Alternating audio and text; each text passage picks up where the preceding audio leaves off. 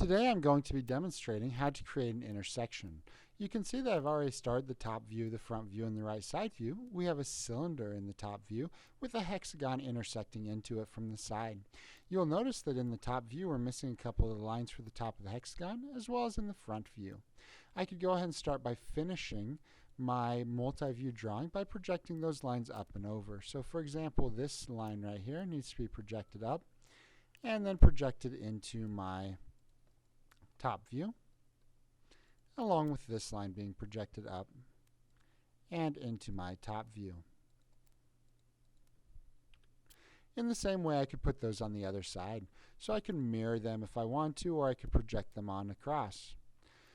My front view in the same way would have this line projected over and in. The problem is we start to wonder how far into the object that actually has to go, because as we're looking at this, we can see that that hexagon intersects at different points as it wraps around that cylinder. For example, I can see that that line that I just drew actually comes to here based on my top view, and if I projected that down in, I'm going to use my projection layer, my construction layer. If I projected that down and in, I could actually extend this line that I just created to that point. In the same way, the top piece, which is right here, comes to this point in my top view. I could project that down, and I could extend that line in as well. There's just a couple of them. We know that then any point between this line and this point that's originally projected down is going to be at this height. Now I'm going to have several points along here that object intersects into my cylinder.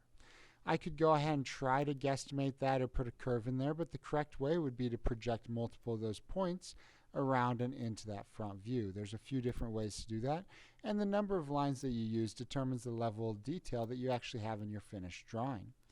For this example, I'm going to say that probably 4 different points is going to give me a fairly accurate image of what I'm looking for. If I did more, it'd be more accurate. If I did less, it'd be less accurate. Some people go ahead and divide it up here. Some people divide it up down here to figure out those different points. I'm going to demonstrate with a division along one of these edges. So if I'm dealing with this piece right here, that's this line right here that I'm dealing with. It's recognized as a solid shape, so I'm going to just draw a line over top of it. And I'm actually going to use the divide command to divide that up. So I could just start typing the divide command. And I can select the object I want to divide. And I want to divide that, if I want 4 points in between plus a point at either end, I want to divide that into 5 pieces. Notice that the nodes already showed up for me. If I didn't have my nodes turned on, I could also go ahead and drop down and turn nodes on right there in my snaps so that I automatically snap to nodes. Now that I have those, the key is I need to find those points in 2 directions in my front view. I could go ahead and start projecting them over to my front view. I can also project them up over into my top view and back down. Once I have them in 2 locations, I've actually found the point. Now that starts to get confusing when I use one color. So if I just started projecting over, projecting this line up, over to where it hits the circle, and down, you can already see that I have multiple cyan lines, and that could start getting confusing.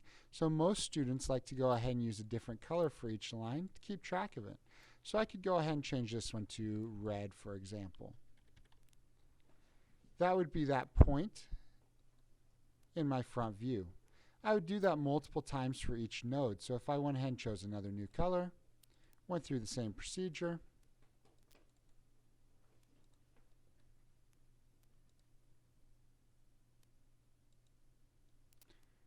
notice I'm doing all of these on my construction layer. Once again, change my color.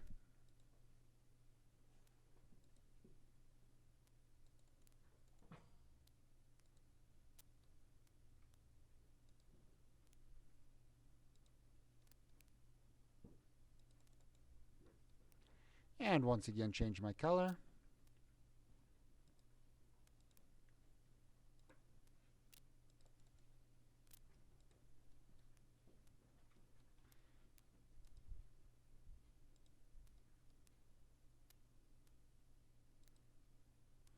And that one snapped the wrong place. I've got to fix it.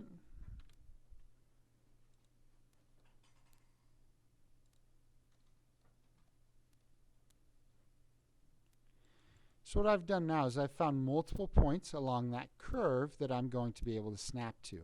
So I know that right here is the top of the curve. It has to go through the point where reds hit, yellows hit, greens hit, blues hit, and then down here's the line I found early on as well. I could have projected those as well, but I already had them, no use doing that. I'm going to go ahead and switch to my zero layer, which is what I've been drawing on for now. And I could use polyline or line. I would ideally be using polyline, but I know some students will forget that and might use the line command, so I'm going to demonstrate what I would do in that situation. So if I started with a line, I know that I want to go from that point to that point, to that point, to that point, that point, and finish right here. Yes, I did leave it on blue. I can easily change that just by selecting all of those line pieces and changing them back to by layer right up here. Now what I would need to do if I made the mistake of using line command instead of polyline, it's all individual pieces. In order to fit that to a curve, I need it all as one line or as a polyline. So I can create it as or turn it into a polyline using the p-edit command. I'm going to have to hit M for multiple to say that I have multiple lines, and I select those lines that I already created.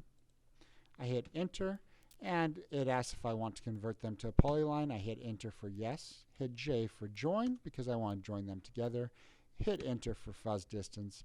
Now I can do what I originally want to do. So if I had not used line and I'd actually used polyline, typed in p-edit, selected it, it'd come up to this menu. I want to fit it to those points. We may have seen it do a slight modification there. It makes a curve that goes through all those points that I had, and I hit enter to say I'm done. Now the nice thing is I did all of these colored lines on my construction layer. So I could easily go ahead and turn off my construction layer, and I can see my finished product there. I could now go ahead and mirror that line over my center line. Don't delete my source object. I could extend this line right here. I could also trim this line out of here.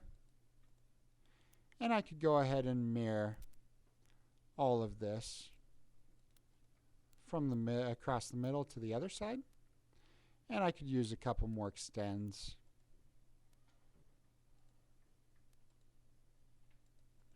And another couple trims.